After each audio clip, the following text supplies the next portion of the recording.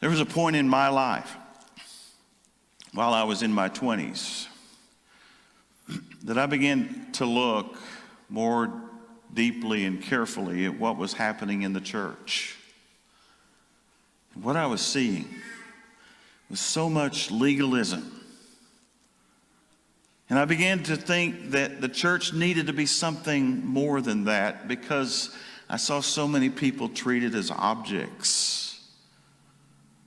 I also found around that time what I think is the answer, that the antidote for legalism is grace. What I found out over the next 10 or so years is that I wasn't the only one turning to grace. People in churches looking for something more began to refer to themselves as grace-centered churches. It was answered prayer to find churches, groups of Christ followers who wanted grace to be front and center. And what that means to me comes from Ephesians 2, verses 8 and 9, where it says, "For by grace are you saved through faith. It is not of yourselves, it is the gift of God, not from works, lest anyone should boast."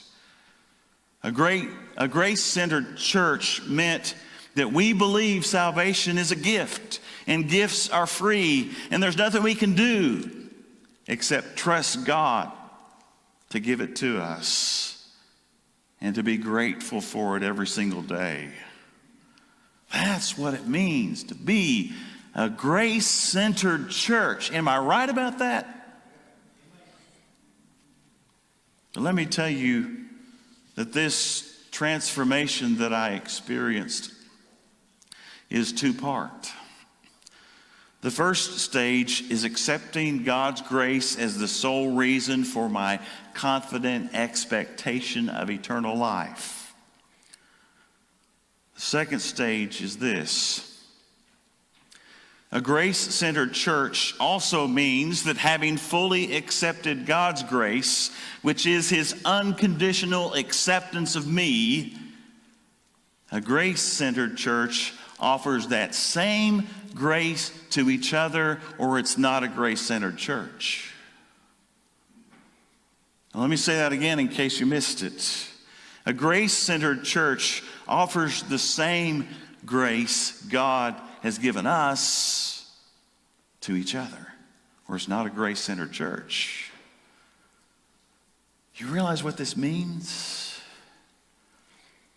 It means that a grace-centered church, a grace-centered group of people, does not sit around criticizing each other. In a grace-centered church, people give each other the benefit of the doubt and look for the good in each other and praise one another and excludes no one. A grace-centered church makes reconciliation the highest priority, admits imperfection, and says that it's okay when imperfection occurs, offers second chances with each other to make things right, or at least to make things better. A grace-centered church heeds the words of Romans 15 and verse 7, "Accept one another just as Christ has accepted you in order to bring praise to God